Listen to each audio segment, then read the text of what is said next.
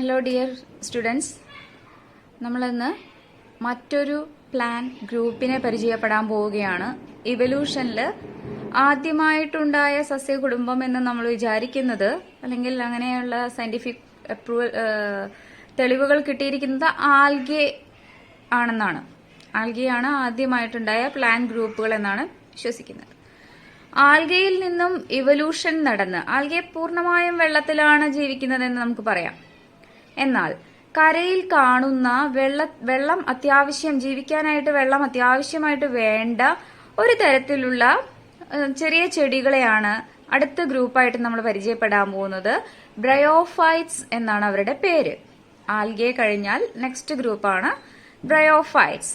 ഇവല്യൂഷനിൽ algae കഴിഞ്ഞ് തൊട്ടടുത്ത സ്ഥാനമാണ് ബ്രയോഫൈറ്റ്സിനുള്ളത്. ആൽഗയേക്കാൾ താലസ് കുറച്ചും കൂടി മോഡിഫൈഡ് ആയിട്ട് കുറച്ചുകൂടി സസ്യങ്ങളോട് സാദൃശ്യമായിട്ടുള്ള ഒരു താലസ് ഉള്ള ചെടികളെയാണ് നമ്മൾ ബ്രയോഫൈറ്റ്സ് എന്ന ഗ്രൂപ്പിൽ ഉൾപ്പെടുത്തുന്നത്.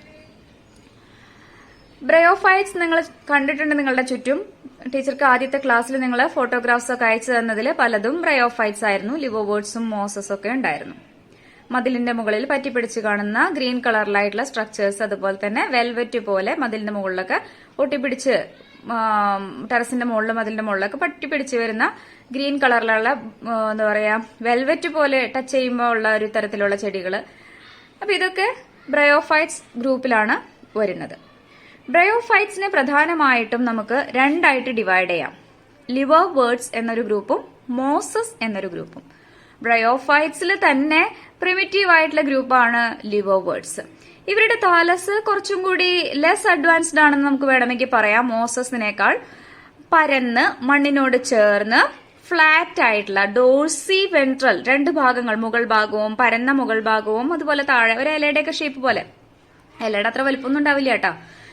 അതേപോലെ പരന്നതാണെന്നാണ് ഉദ്ദേശിച്ചത്. എന്തായാലും പരന്ന താലസ് ഉള്ള ഗ്രൂപ്പുകളെയാണ് ലിവോവേർഡ്സ് എന്ന് വിളിക്കുന്നത്. അതേസമയം നേരെ നിൽക്കുന്ന മതിലിന്റെ മുകളിലൊക്കെ പറ്റിപ്പിടിച്ച് വെൽവെറ്റ് പോലെ കാണുന്നു എന്ന് പറഞ്ഞില്ലേ നമ്മള്, അതിനെ ഒന്ന് സൂക്ഷിച്ചു നോക്കിക്കഴിഞ്ഞാൽ അവരെ വിളിക്കുന്ന പേര്, അവർ ഒരു ചെടിയെ മാത്രം ഒന്ന് ഇളക്കി പറിച്ചു കഴിഞ്ഞാൽ ഏകദേശം ഇതേപോലെ അങ്ങനെ നിൽക്കുന്നുണ്ടാവും. ഇത്ര വലുതൊന്നും ആയിരിക്കില്ല, പക്ഷെ ഈ ഒരു സ്ട്രക്ചറിൽ ഇതിന്റെ ചെറിയ രൂപത്തിൽ നിങ്ങൾക്ക് കാണാൻ പറ്റും. എന്ന് പറഞ്ഞു കഴിഞ്ഞാൽ അവരുടെ താലസ് ഇറക്റ്റ് ആണ്, നേരെ നിൽക്കുന്നതാണ്. അപ്പൊ ഇതാണ് മോസസും ലിവോവേർഡ്സും തമ്മിലുള്ള താലസിന്റെ വ്യത്യാസം. ഇത് കൂടാതെ ലിവോവേർഡ്സിന്റെ താലസ് ഇങ്ങനെ പരന്ന് കാണുന്നതാണല്ലോ. ഈ പരന്ന് കാണുന്ന താലസിന്റെ മുകളില് ചിലപ്പോൾ ഒരു കപ്പ് പോലൊരു സ്ട്രക്ചർ കാണാറുണ്ട്. ഇതിനെ വിളിക്കുന്ന പേരാണ് ജെമ്മ കപ്പ്. കപ്പിനെ വിളിക്കുന്ന പേരാണ് ജെമ്മ കപ്പ്. ഈ കപ്പിനകത്തായിട്ട് ഇതേപോലെ സ്ട്രക്ചേഴ്സ്, ഗ്രീൻ കളറിലായിട്ടുള്ള മൾട്ടി സെല്ലുലാർ ആയിട്ടുള്ള ഒന്നിൽ കൂടുതൽ സെല്ലുകളുള്ള ഗ്രീൻ കളറിലുള്ള ചില സ്ട്രക്ചേഴ്സ് 8 പോലെ ഉണ്ടല്ലേ, ഇതേപോലുള്ള ചില സ്ട്രക്ചേഴ്സും കാണാൻ സാധിക്കാറുണ്ട്. ഇതിനെ വിളിക്കുന്ന പേരാണ് ജെമ്മ അല്ലെങ്കിൽ ജെമ്മെ, പ്ലൂറൽ ആണെങ്കിൽ ജെമ്മെ. അപ്പോ ജെമ്മ കപ്പും ജെമ്മയും ആരുടെ പ്രത്യേകതയാണ്? ലിവോവേർഡ്സിന്റെ താലസിന്റെ മുകളിൽ കാണുന്ന സ്ട്രക്ചേഴ്സ് ആണ്. എന്തിനാണ് ലിവോവേർഡ്സിന് ഇങ്ങനെ ഒരു സ്ട്രക്ചർ കൊടുത്തിരിക്കുന്നത്? ലിവോവേർഡ്സിന്റെ എസെക്ഷൽ റീപ്രൊഡക്ഷൻ നടക്കാൻ വേണ്ട ഒരു തരത്തിലുള്ള സ്ട്രക്ചറാണ് ഈ ജെമ്മ എന്ന് പറയുന്നത്. മനസ്സിലായല്ലോ? അപ്പോൾ gemma are green multi cellular structures produced inside the cup-shaped structures on the thallus, green colored thallus. ഇതൊക്കെ ഗ്രീൻ കളേർഡ് ആയിരിക്കും കേട്ടോ. ഇത് മഴ പെയ്യുമ്പോൾ ഇതിങ്ങനെ പൊട്ടി, ഈ കപ്പിൽ നിന്ന് പൊട്ടിയിട്ട് 8ന്റെ ഷേപ്പിലുള്ള ജെമ്മകൾ പുറത്ത് വീണ് വീണ്ടും പുതിയൊരു ചെടിയായിട്ട് ലിവോവേർട്ടായിട്ട് വളരുകയാണ് ചെയ്യുന്നത്. ജെമ്മ എന്ന് പറയുന്നത് എസെക്ഷൽ റീപ്രൊഡക്ഷന് സഹായിക്കുന്ന സ്ട്രക്ചേഴ്സ് ആണ് കേട്ടോ. പരീക്ഷയ്ക്ക് ചോദിക്കാറുണ്ട് വൺ വേർഡ് പോലെയൊക്കെ ആയിട്ട്. എന്തായാലും ഈ ഇത്തരത്തിലുള്ള ജെമ്മ മോസസിൽ ആബ്സെന്റ് ആണ്. മോസസിൽ നമ്മൾ നോക്കിക്കഴിഞ്ഞാൽ അങ്ങനെ ഒരു ജെമ്മ എന്ന് പറയുന്ന ഒരു സ്ട്രക്ചർ ഉണ്ടായിരിക്കില്ല. അതേപോലെ മോസസിന്റെ സ്പോർസ്, ഇതൊരു സ്പോർ ആണെന്ന് വിചാരിക്കാം. മോസിന്റെ സ്പോറ് നേരിട്ട് ചെടിയായിട്ട് വളരുകയല്ല ചെയ്യുന്നത്, പകരം ഒരു ഫിലമെന്റസ് ആയിട്ടുള്ള ഗ്രീൻ കളേർഡ് ആയിട്ടുള്ള ഒരു സ്ട്രക്ചർ ഉണ്ടാവുന്നുണ്ട്. ആൽഗിയൊക്കെ ഉണ്ടല്ലോ, ഫിലമെന്റസ് ആൽഗി, അതേപോലെ പരന്നിട്ടുള്ള ബ്രാഞ്ചഡ് ആയിട്ടുള്ള ഫിലമെന്റസ് ആയിട്ടുള്ള ക്രീപ്പി ഗ്രീൻ കളറിലായിട്ടുള്ള ഒരു സ്ട്രക്ചർ ഉണ്ടാവാറുണ്ട്. അതിനെ വിളിക്കുന്ന പേരാണ് പ്രോട്ടോനീമ. ഈ ഒരു സ്റ്റേജിനെ പ്രോട്ടോനീമൽ സ്റ്റേജ് എന്നാണ് വിളിക്കാറുള്ളത്. ഇത്തരത്തിലുള്ള പ്രോട്ടോനീമകൾ പല ഭാഗങ്ങളിലേക്ക് പരന്നിങ്ങനെ പടർന്നുണ്ടായിട്ടുണ്ടാവും. അതിന്റെ മുകളിൽ അവിടെ ഇവിടെയൊക്കെ ആയിട്ടാണ് ഇത്തരത്തിലുള്ള ചെടികൾ ഉണ്ടാവുന്നത്. അതുകൊണ്ടാണ് ഇങ്ങനെ വളരെ തിക്കായിട്ട് ഇതിലൊക്കെ എല്ലാവിടെയും ഇങ്ങനെ ഇത്രയും എല്ലാ ഭാഗങ്ങളിലും ഈ ചെടികൾ വളരും. ഗാമിറ്റോഫൈറ്റിക് ആയിട്ടുള്ള ഈ താലസ് വളരും. ഇതുപോലുള്ളത്. അപ്പൊ ഇതിൽ മൊത്തമായിട്ട് ഇങ്ങനെ വളർന്ന എങ്ങനെ ഇരിക്കും? വെൽവെറ്റ് പോലെ ഉണ്ടാവും. എല്ലാം കൂടി ഒരുമിച്ച് ഇങ്ങനെ നമുക്ക് കാണുമ്പോൾ വെൽവെറ്റ് പോലെ ഫീൽ ചെയ്യാറുണ്ട്. അതേപോലെയാണ് നമ്മൾ കാണുന്ന ഈ മോസസ് വളരുന്നത്. അപ്പൊ എന്തായാലും മോസസിലുള്ള ഒരു പ്രത്യേക സ്റ്റേജ് ആണ് പ്രോട്ടോനിയമൽ സ്റ്റേജ്. ഈ സ്റ്റേജ് ലിവർ വേർഡ്സിൽ ആബ്സെന്റ് ആണ്. പിന്നെന്താ പറയാനുള്ളത്? ലിവർ വേർഡ്സിന് മോസസിനും ഒരു കോമൺ ആയിട്ടുള്ള ഒരു ഫേസ് ഉണ്ട്. സ്പോറോഫൈറ്റ് എന്ന് പറയുന്ന ഒരു ഭാഗമുണ്ട്. നമ്മൾ പ്ലാന്റ്സിന്റെ ലൈഫ് സൈക്കിൾ പഠിച്ചിരുന്നു. 2 തരത്തിലുള്ള ഫേസസ് അവരുടെ ലൈഫ് സൈക്കിളിൽ വരുന്നുണ്ട്. ഡിപ്ലോയിഡ് സ്പോറോഫൈറ്റും ഹാപ്ലോയിഡ് ഗാമിറ്റോഫൈറ്റും അല്ലെ. ഇതില് ഡിപ്ലോയിഡ് ആയിട്ടുള്ള സ്പോറോഫൈറ്റിക് ഫേസില് ലിവർ വേർഡ്സില് ഇതേപോലെയാണ് കാണുന്നത്. ഒരു കൊച്ചു സ്ട്രക്ചറാണ് ഉണ്ടാവാറുള്ളത് അവർക്ക്. ഒരു ചെറിയൊരു ഫൂട്ട്, ചെറിയ സീറ്റ, ചെറിയ ക്യാപ്സ്യൂൾ. ഇതാണ് അവരുടെ sporophyte. Sporophyte is very reduced. Seta പ്രത്യേകിച്ച് വളരെ വളരെ റെഡ്യൂസ്ഡ് ആയിരിക്കും. സീറ്റ എന്ന് പറയുന്നത് അതിന്റെ എന്താണെന്ന് മനസ്സിലാവില്ല നിങ്ങൾക്ക്. അടുത്ത സ്ട്രക്ചറിൽ കാണുമ്പോൾ നിങ്ങൾക്ക് കറക്റ്റ് ആയിട്ട് മനസ്സിലാവും എന്താണ് സീറ്റ എന്നുള്ളത്. മനസ്സിലായല്ലോ? സ്പോറോഫൈറ്റില് ലിവർ വേർഡ്സിന്റെ സ്പോറോഫൈറ്റിലെ സീറ്റ വളരെ റെഡ്യൂസ്ഡ് ആയിരിക്കും. അതേസമയം മോസസിന്റെ സ്പോറോഫൈറ്റിലുള്ള സീറ്റ വളരെ ലോങ് ആയിരിക്കും. ഈ കാണുന്ന നീളത്തിലുള്ള സ്ട്രക്ചർ കണ്ടിട്ടില്ലേ? നമ്മൾ പറഞ്ഞ വെൽവെറ്റ് പോലുള്ള സ്ട്രക്ചറിന്റെ മുകളിൽ നീളത്തിൽ ഒരു വടി പോലെ ഒരു സാധനം വന്ന് നിൽക്കുന്നത് കണ്ടിട്ടില്ലേ? അതാണ് അവരുടെ സ്പോറോഫൈറ്റ്. സ്പോറോഫൈറ്റിന്റെ ഈ വടി പോലുള്ള ഭാഗത്തിന് മാത്രം, സ്ലെൻഡർ ആയിട്ടുള്ള നീളത്തിലുള്ള ഭാഗത്തിന് മാത്രം വിളിക്കുന്ന പേരാണ് സീറ്റ. അതിന്റെ അടിയിൽ ഒരു ഭാഗമുണ്ട്, ഫൂട്ട് എന്ന് പറയുന്നത്. അത് ഇവിടെ നമുക്ക് കാണാൻ പറ്റില്ല. മുകളിൽ ഒരു ഭാഗം നമുക്ക് കാണാൻ പറ്റും, ക്യാപ്സ്യൂൾ എന്നാണ് വിളിക്കുക. ഇതിലും ഇതൊക്കെ ഉണ്ട് അല്ലെ, പക്ഷെ വളരെ റെഡ്യൂസ്ഡ് ആണ്. ഫൂട്ട് ഇത്, സീറ്റ ചെറുത്, ക്യാപ്സ്യൂൾ ഇത്. ലിവർ വേർഡ്സിലെ സ്പോറോഫൈറ്റ് വളരെ റെഡ്യൂസ്ഡ് ആണ്. അതേസമയം മോസസിന്റെ സ്പോറോഫൈറ്റ് കുറച്ചും കൂടി അഡ്വാൻസ്ഡ് ആണ്. അതിലെ സീറ്റൊക്കെ വലുതായിട്ട് നമുക്ക് കാണാൻ പറ്റും. നമ്മുടെ കണ്ണുകൾ കൊണ്ട് കാണാൻ പറ്റും. നമുക്ക് കാണാനൊന്നും പറ്റില്ല കേട്ടോ. ഞാൻ ടീച്ചർ ഇങ്ങനെ വരച്ചു മാത്രം. ഇത് താലസിന്റെ ഉള്ളിൽ തന്നെയായിട്ടാണ് ഉണ്ടാവുക. ഇതിന്റെ ഉള്ളിൽ തന്നെ, താലസിന്റെ ഉൾഭാഗത്ത് തന്നെയായിട്ടാണ് ഇതൊക്കെ ഉണ്ടാവുക. വളരെ റെഡ്യൂസ്ഡ് ആയിരിക്കും, കാണാൻ സാധിക്കില്ല. ഇതൊക്കെയാണ് മോസസും ലിവർ വേർഡ്സും തമ്മിലുള്ള വ്യത്യാസം. ഇതൊക്കെ ഒഴിച്ചു കഴിഞ്ഞാൽ മോസസും ലിവർ വേർഡ്സും എല്ലാം ഒരേപോലെയാണെന്ന് നമുക്ക് വേണമെങ്കിൽ പറയാം. അവരുടെ ലൈഫ് സൈക്കിൾ ബാക്കിയെല്ലാം ഒന്നുപോലെയാണെന്ന് നമുക്ക് പറയാൻ പറ്റും. അപ്പൊ നമുക്ക് അവരുടെ ലൈഫ് സൈക്കിൾ നോക്കാം. അവരുടെ ലൈഫ് സൈക്കിൾ നമുക്ക് ഒരു സ്പോർ വെച്ച് തുടങ്ങാം. Spores are haploid structures produced after meiosis. Meiosis കഴിഞ്ഞുണ്ടാവുന്ന സ്ട്രക്ചേഴ്സ് ആണ് സ്പോർസ്. ഹാപ്ലോയിഡ് ആയിട്ടുള്ള സ്പോർസ് ഉണ്ടാവുന്നു. ഇത്തരത്തിലുള്ള സ്പോർസിൽ നിന്നാണ് താലസ് ഉണ്ടാവുന്നത്. നമ്മൾ ഈ പറഞ്ഞ ലിവർ വേർഡ് ആയാലും മോസ് ആയാലും അതിന്റെ പ്ലാൻ ബോഡി, ഇറക്റ്റോ പ്രോസ്ട്രേറ്റോ ആയിട്ടുള്ള താലസ് ഉണ്ടാവുന്നത്. അപ്പൊ അങ്ങനെയുള്ള താലസിൽ നിന്നും പിന്നീട് ഉണ്ടാവുന്നത് എന്താണ്? എന്തിനു വേണ്ടിയാണ് ഗ്യാമിറ്റോഫൈറ്റ് ഉണ്ടായിരിക്കുന്നത്? ഗ്യാമിറ്റോഫൈറ്റ് ഉണ്ടായിരിക്കുന്നത് ഗ്യാമിറ്റാൻജിയ അഥവാ സെക്സ് ഓർഗൻസ് ഉണ്ടാവാൻ വേണ്ടിയിട്ടാണ്. ഗ്യാമിറ്റാൻജിയ 2 തരത്തിലുണ്ട്. ഫീമെയിൽ ഗ്യാമിറ്റാൻജിയയും മെയിൽ ഗ്യാമിറ്റാൻജിയയും.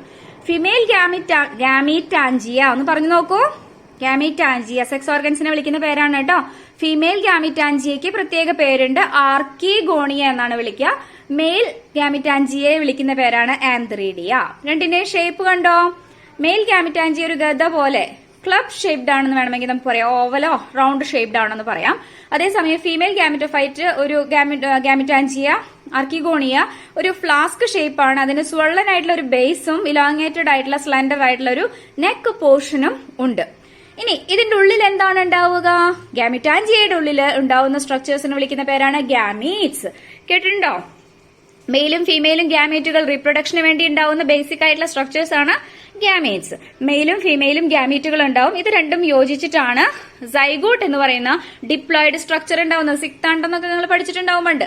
എന്തായാലും ഇവിടെ മെയിൽ ഗ്യാമീറ്റുകളെ വിളിക്കുന്ന പേരാണ് ആന്തറോസുവോയിഡ്സ്. ആന്തറോസുവോയിഡ്സ് സൂ എന്ന് വിളിക്കാൻ കാരണം ഇവർക്ക് ചലിക്കാൻ പറ്റും. ഇവർക്ക് 2 ഫ്ലജല്ലയൊക്കെ ഉണ്ട്. ആന്ത്രോസുവോയിഡ്സ് കുറെ എണ്ണം ഉണ്ടാവും. ഒരു ആന്ത്രീഡിയയുടെ ഉള്ളിൽ തന്നെ അനേകം ആന്ത്രോസുവോയിഡ്സ് ഉണ്ടാവും, മെയിൽ ഗ്യാമീറ്റുകൾ ഉണ്ടാവും. അതേസമയം ഒരു ആർക്കിഗോണിയയുടെ ഉള്ളില് ഒരു എഗ്ഗ് മാത്രമാണ് ഉണ്ടാവുക, ഒരു ഫീമെയിൽ ഗ്യാമീറ്റ്. എഗ്ഗ് എന്ന് പറയുന്നത് എന്താണ്? ഫീമെയിൽ ഗ്യാമീറ്റ് ആണ് കേട്ടോ. അപ്പൊ ഫീമെയിൽ ഗ്യാമീറ്റിനെ വിളിക്കുന്ന പേര് എഗ്ഗ് സെൽ. ആർക്കിഗോണിയയുടെ ഉള്ളില് single female gamete, that is egg, is produced, while inside antheridia many anthrozoids are produced. ഇത്തരത്തിലുള്ള ആന്ത്രോസുവോയിഡ്സ് വെള്ളം വഴി സ്വിം ചെയ്ത് ആർക്കിഗോണിയയുടെ ഉള്ളിലേക്ക് എത്തും. ഇവിടെ വെച്ച് എഗ്ഗുമായിട്ട് അത് ഫ്യൂസ് ചെയ്ത് സൈഗോട്ടായിട്ട് മാറും. ഇവിടെ കാണിച്ചിരിക്കുന്നു ആർക്കിഗോണിയയുടെ ഉള്ളിലേക്ക് ആന്ത്രീഡിയ വരുന്നു, അത് ഫ്യൂസ് ചെയ്ത് സൈഗോട്ട് ഉണ്ടാവുന്നു. ആർക്കിഗോണിയയുടെ ഉള്ളിൽ എന്തുണ്ടാവുന്നു? സൈഗോട്ട് ഉണ്ടാവുന്നു. സൈഗോട്ട് ഡിപ്ലോയിഡ് ആയിരിക്കും. 2n കണ്ടോ? സൈഗോട്ടില് 2 എന്നുകൾ തമ്മിൽ ഫ്യൂസ് ചെയ്ത് 2n ആയി. ഡിപ്ലോയിഡ് ആയിട്ടുള്ള ന്യൂക്ലിയസ് ആണ് ഉണ്ടായിരിക്കുക. സൈഗോട്ട് വളർന്നിട്ടാണ് നമ്മൾ നേരത്തെ പറഞ്ഞ ഫൂട്ടും സീറ്റും ക്യാപ്സ്യൂളും ഒക്കെയുള്ള സ്ട്രക്ചേഴ്സ് ആയിട്ട് മാറുന്നത്. ആ ക്യാപ്സ്യൂളിന്റെ ഉള്ളിലാണ് സ്പോർസ് ഉണ്ടാവുന്നത്. സ്പോർസ് എവിടെ ഉണ്ടാവുന്നത്? സ്പോർസ് ഹാപ്ലോയിഡ് ആണ് അല്ലെ, സൈഗോട്ട് ഡിപ്ലോയിഡും ആണ്. അപ്പം ഈ ഫുഡ് സീറ്റ ക്യാപ്സ്യൂൾ എന്ന് വിളിക്കുന്ന സ്ട്രക്ചർ ആണ് അതിന്റെ സ്പോറോഫൈറ്റിക് ആയിട്ടുള്ള പാർട്ട്. അതില് സ്പോറോഫൈറ്റിനാണ് നമ്മൾ ഈ പറഞ്ഞ ഫുഡ് സീറ്റ ക്യാപ്സ്യൂൾ, ഇങ്ങനെ 3 ഭാഗങ്ങളുള്ളത്. ഇതില് ഈ ക്യാപ്സ്യൂളിന്റെ ഉള്ളിലാണ് സ്പോർ മദർ സെൽസ് എന്ന് പറയുന്ന ഡിപ്ലോയിഡ് ആയിട്ടുള്ള സെല്ലുകൾ ഉണ്ടാവുക. സ്പോർ മദർ സെൽസില് റിഡക്ഷൻ ഡിവിഷൻ അഥവാ മിയോസിസ് കഴിഞ്ഞിട്ടാണ് സ്പോർസ്, ഹാപ്ലോയിഡ് ആയിട്ടുള്ള ചെറിയ ചെറിയ സ്പോർസ് ഉണ്ടാവുന്നത്. അങ്ങനെയുള്ള സ്പോർസ് പുറത്തേക്ക് വീഴുന്നു, ക്യാപ്സ്യൂള് പൊട്ടി പുറത്തേക്ക് വീഴുന്നു, അതിൽ നിന്ന് വീണ്ടും അടുത്ത ഗാമിറ്റോഫൈറ്റ് ഉണ്ടാവുന്നു. ഇങ്ങനെയുള്ള ലൈഫ് സൈക്കിള് കണ്ടിന്യൂ ചെയ്യുന്നു. ഇത് തന്നെ നമുക്ക് ഒന്നുകൂടെ ഒരു ഫ്ലോ ചാർട്ട് പോലെ ഒന്ന് നോക്കാം. ഗാമിറ്റോഫൈറ്റിക് പ്ലാന്റ് ബോഡി ഉണ്ടാവുന്നു, ഹാപ്ലോയിഡ് ആണ് ഗാമിറ്റോഫൈറ്റ്, ഗാമിറ്റാൻജിയ ഉണ്ടാവുന്നു, മെയിലും ഫീമെയിലും ഗാമിറ്റാൻജിയയും, അതുപോലെ തുടർന്ന് ഗാമീറ്റുകൾ ഉണ്ടാവുന്നു. ഗാമീറ്റുകളും ഹാപ്ലോയിഡ് ആണ്. ഫെർട്ടിലൈസേഷൻ വഴി ഈ 2 ഗാമീറ്റുകളും ഫ്യൂസ് ചെയ്യുന്നു. N+N കണ്ടോ, 2N ആയിട്ടോ. ഫെർട്ടിലൈസേഷൻ കഴിഞ്ഞ് കഴിഞ്ഞാൽ സൈഗോട്ട് ഉണ്ടാവുന്നു. സൈഗോട്ട് 2N ഡിപ്ലോയിഡ് ആയി മാറി. ഇങ്ങനെയുള്ള സൈഗോട്ടിൽ നിന്ന് ഉണ്ടാവുന്ന ചെറിയ സ്ട്രക്ചേഴ്സിന് നമ്മൾ വിളിക്കുന്ന പേരാണ് സ്പോറോഫൈറ്റ്. ഇത് ലിവോവേർഡ്സിന് വളരെ റെഡ്യൂസ്ഡ് ആണെന്ന് നമ്മൾ പറഞ്ഞു. അതേസമയം മോസസിൽ ഇതേപോലെ ഫൂട്ട്, സീറ്റ, ക്യാപ്സ്യൂൾ ഇങ്ങനെ 3 ഇലോങ്ങേറ്റഡ് ആയിട്ടുള്ള പാർട്സ് ഒക്കെയുള്ള മൾട്ടി സെല്ലുലാർ ആയിട്ടുള്ള സ്പോറോഫൈറ്റ് തന്നെയാണ് ബ്രയോഫൈറ്റ്സിന് ഉണ്ടാവുന്നത്. അത്തരത്തിലുള്ള ഡിപ്ലോയിഡ് ആയിട്ടുള്ള സ്പോറോഫൈറ്റിന്റെ ക്യാപ്സ്യൂളിന്റെ ഉള്ളിൽ എന്തുണ്ടായിരിക്കും? സ്പോർ മദർ സെൽസ് എന്ന് വിളിക്കുന്ന ഡിപ്ലോയിഡ് സെല്ലുകൾ ഉണ്ടായിരിക്കും. ഈ ഡിപ്ലോയിഡ് സെല്ലുകൾക്ക് റിഡക്ഷൻ ഡിവിഷൻ അഥവാ മിയോസിസ് കഴിഞ്ഞ് സ്പോർസ് അഥവാ ഹാപ്ലോയിഡ് ആയിട്ടുള്ള ചെറിയ ചെറിയ വിത്തുകൾ ഉണ്ടാവുന്നുണ്ട്. ഈ സ്പോർസ് വീണ്ടും മുളച്ച് ഗാമിറ്റോഫൈറ്റ് ഉണ്ടാവും. ഇതിന്റെ ഇടയിലാണ് നമ്മൾ ഈ പറഞ്ഞ പ്രോട്ടോനീമ സ്റ്റേജ് ഉണ്ടാവുന്നത് മോസസിന് കേട്ടോ. സ്പോർസ് ജെർമിനേറ്റ് ചെയ്തൊരു പ്രോട്ടോനീമ സ്റ്റേജ് കൂടെ മോസസിനുണ്ട്, ലിവോവേർഡ്സിന് അതില്ല. ഇനി നമുക്ക് ഒരു കാര്യം മാത്രമാണ് ബ്രയോഫൈറ്റ്സിനെ കുറിച്ച് അറിയാനുള്ളത്. Bryophytes are known as amphibians of the plant kingdom. സസ്യകുടുംബത്തിലെ ഉഭയജീവികൾ അല്ലെങ്കിൽ ഉഭയസസ്യങ്ങൾ എന്നാണ് നമ്മുടെ ബ്രയോഫൈറ്റ്സിന് അറിയപ്പെടുന്നത്. എന്താണ് ഉഭയജീവികളുടെ പ്രത്യേകത? They need water and terrestrial habitat. ലാൻഡും വേണം, അതേപോലെ തന്നെ വാട്ടറും വേണം അവർക്ക് ജീവിക്കാനായിട്ട്. അതേപോലുള്ള സസ്യകുടുംബത്തിലെ ഗ്രൂപ്പാണ് ബ്രയോഫൈറ്റ്സ് എന്ന് വിളിക്കുന്നത്. അതുകൊണ്ടാണ് അവരെ എന്ത് വിളിക്കുന്നത്? Amphibians of the plant kingdom എന്ന് വിളിക്കുന്നത്.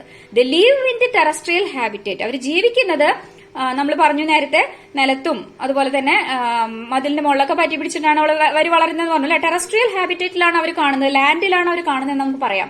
പക്ഷേ ദേ need water for their reproduction. അവർക്ക് റീപ്രൊഡക്ഷൻ ചെയ്യണമെങ്കിൽ എന്ത് വേണം? വാട്ടർ എസെൻഷ്യൽ ആണ്. എപ്പോഴാണ് വെള്ളം എസെൻഷ്യൽ ആയിട്ട് വരുന്നത്? ആന്ത്രോസുവോയിഡ്സ് നമ്മൾ പറഞ്ഞു മോട്ടൈൽ ആണ്, സ്വിം ചെയ്യാൻ പറ്റും അവർക്ക് എന്നൊക്കെ പറഞ്ഞു അല്ലെ. ഈ ആന്ത്രോസുവോയിഡ്സിന് ആർക്കിഗോണിയയിലേക്ക് എത്തണമെങ്കിൽ വെള്ളം വേണം. അവിടെയാണ് വാട്ടറിന്റെ അത്യാവശ്യം വരുന്നത്. അപ്പോൾ ദേ need water for their reproduction, so they are known as amphibians of the plant kingdom. ഇതും പരീക്ഷാ പേപ്പറുകളിൽ മാറി മാറി കാണുന്ന ഒരു ക്വസ്റ്റ്യൻ തന്നെയാണ്. എന്തുകൊണ്ടാണ് ഇവരെ എങ്ങനെ വിളിക്കുന്നത് എന്നുള്ളതൊക്കെ. ഇത്രയാണ് നമുക്ക് ബ്രയോഫൈറ്റ്സിനെ കുറിച്ച് അറിയാനുള്ളത്. ഇപ്പൊ ഒരുവിധം ബ്രയോഫൈറ്റ്സിന്റെ എല്ലാ കാര്യങ്ങളും നമ്മൾ പറഞ്ഞു കഴിഞ്ഞു. ഇനി ഇക്കണോമിക് ഇമ്പോർട്ടൻസ് ആണ്. ബ്രയോഫൈറ്റ്സിന് പലതരത്തിലുള്ള ഉപയോഗങ്ങളുണ്ട്. മണ്ണൊക്കെ ബൈൻഡ് ചെയ്ത് നിർത്തുന്നതിൽ, സോയിൽ ഇറോഷൻ കുറയ്ക്കുന്നതിൽ ബ്രയോഫൈറ്റ്സ് നല്ലൊരു റോൾ ഉണ്ട്. അതുപോലെ സ്പാഗ്നം മോസ് എന്ന് പറയുന്ന ഒരു തരത്തിലുള്ള ബ്രയോഫൈറ്റ് ഉണ്ട്. അത് പാക്കിംഗ് മെറ്റീരിയൽ ആയിട്ട് ഗ്ലാസസ് ഒക്കെ ഹാൻഡിൽ ചെയ്യുമ്പോൾ അതിന്റെ ഇടയിൽ പാക്കിംഗ് മെറ്റീരിയൽ ആയിട്ട് ഉപയോഗിക്കാറുണ്ട്. അപ്പൊ ഇങ്ങനെയുള്ള ചെറിയ ചെറിയ എക്കണോമിക് ഇമ്പോർട്ടൻസ് ആണ് ബ്രയോഫൈറ്റ്സിനുള്ളത്. അപ്പൊ നമുക്ക് ഇത്രയും കാര്യങ്ങൾ ബ്രയോഫൈറ്റ്സിനെ കുറിച്ച് അറിഞ്ഞാൽ മതി. Thank you.